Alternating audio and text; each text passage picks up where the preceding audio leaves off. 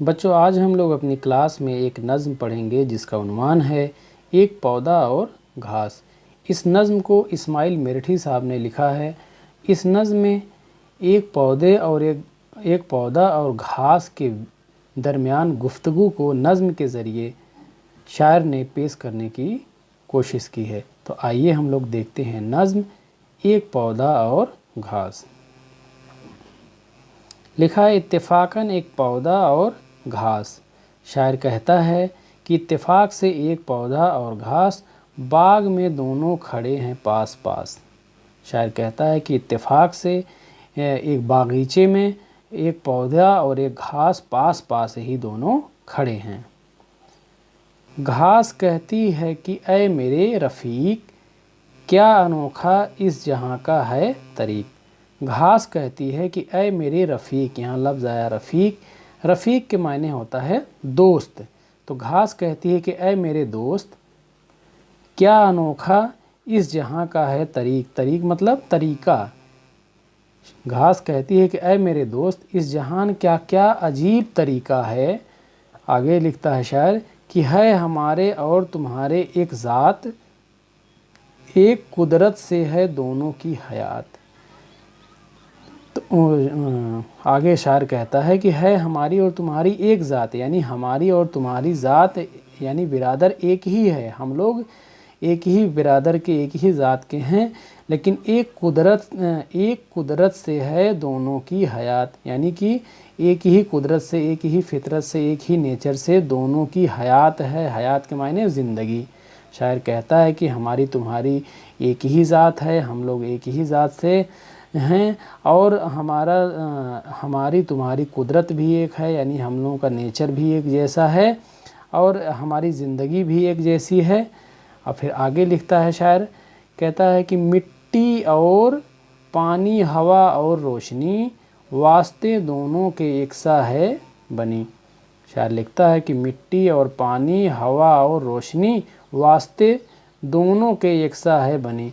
यानी पौधा जो है, घास जो है पौधे से कहता है कि हम लोग मिट्टी में रहते हैं, पानी हम दोनों लेते हैं, हवा की ज़रूरत हम दोनों को पड़ती है, रोशनी की ज़रूरत हम दोनों को पड़ती है, लेकिन वास्ते दोनों के एक से बने हैं, यानी हम दोनों को वास्ते एक ही जैसे हैं। और तुझ पे लेकिन है इनायत की नज़र, फेंक देते हैं मुझे जड़ खोद कर।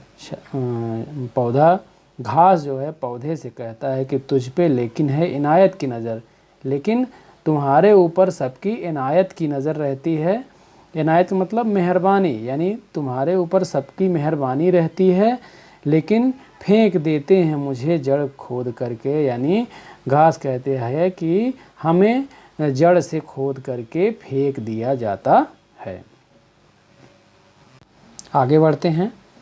लिखा है कौन देता है मुझे यहाँ फैलने। घास कहता है पौधे से कि कौन यहाँ मुझे यहाँ फैलने देता है। खा लिया घोड़े गधे या बैल ने। मतलब मुझे यहाँ कौन फैलने नहीं देता, और मुझे घोड़े गधे बैल खा लेते हैं। तुझ पे मुँह डाले जो कोई जानवर, उसकी ली जाती है डंडों से खबर। शायर लिखता है, और घास कहता है कि अगर तुझ पे मुंह डाले जो कोई जानवर, कि अगर पौधे पर कोई मुंह डालता है अगर कोई जानवर, तो उसकी खबर डंडे से ली जाती है, यानी उसको सज़ा दी जाती है। चाहते हैं तुझको सब, करते हैं प्यार, कुछ पता इसका बताओ ऐ दोस्तदार। घास कहते हैं कि ऐ दोस्त, तुम्हें सब चाहते हैं, सब तुम्हें प्यार करते हैं, इसका राज क्या है, इसकी वजह क्या है, ऐ मेरे दोस्त इसका पता मुझे बताओ। अब जो है पौधा अब घास से कहता है, घास अब बोलता है कि कहता है कि घास सब्बे जहाँ है ये तेरा गिला। घास कहती है कि सब्बे जहाँ है ये तेरा गिला, मुझ में और तुझ में नहीं कुछ भी तमीज़। एक मिसरा रह गया ऊपर। इससे पौधे ने कहा यूं सर हिला।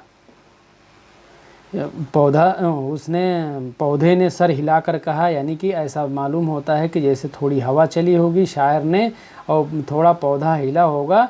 शायर एक मंजर कशी करते हुए कह रहा है कि उससे पौधे ने सर हिलाकर कहा कि घास सब बेजां है ये तेरा गिला, कि ऐ घास ये तेरा जो गिला शिकवा है ये सब बेजां है, इसमें कोई जान नहीं है।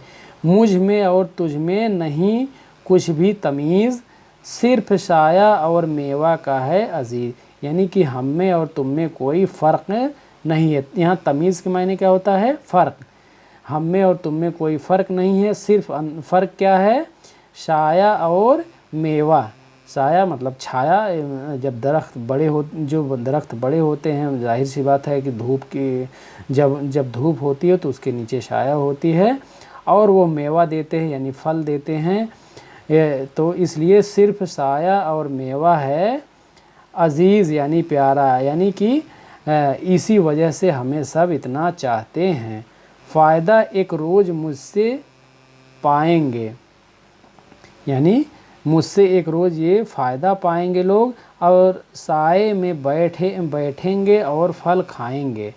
जो हमारे साए में ये लोग बैठेंगे और फल खाएंगे, इसलिए हमसे इतनी ज़्यादा मोहब्बत करते हैं। अच्छा, फिर आगे लिखता है शायर कि है यहाँ इज़्ज़त का सेहरा उसके सर, जिससे पहुँचे नफ़ा सबको बेशतर। शायर लिखता है और पौधा कहता है कि इस जहान में, इस दुनिया में उसी के सर सहरा है, जिससे लोगों को नफ़ा पहुँचे, ज़्यादा से ज़्यादा लोगों को नफ़ा पहुँचे, फ़ायदा हो, उसी के सर इस दुनिया में इज्जत का शहरा है। ठीक है, तो इस तरीके से बच्चों ये नज़्म रही। उम्मीद करते हैं आपको समझ में आई होगी। इसका अच्छे से मुतालिया करेंगे और लिखेंगे आप लोग।